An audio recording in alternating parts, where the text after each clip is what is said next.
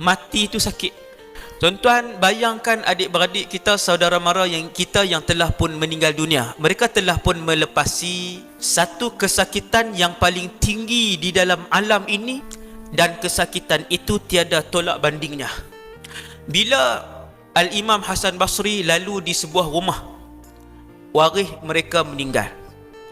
Mereka menangis tidak berhenti-henti. Lalu Al-Imam Hasanul Basri bertanya kepada mereka, "Kenapa kalian masih menangis?" Mereka ni pun jawab, ahli keluarga yang hidup ni jawab, "Kami sedih sangat. Ayah kami meninggal. Ayah kami ni baik." Maka berkata Hasan Basri, "Kenapakah kalian tidak menangisi di atas diri kalian sendiri?" Kata Hasan Basri, "Sesungguhnya orang-orang yang telah mati, mereka telah pun melepasi beberapa perkara yang sangat besar. Antaranya ialah mereka telah pun merasakan sakitnya mati.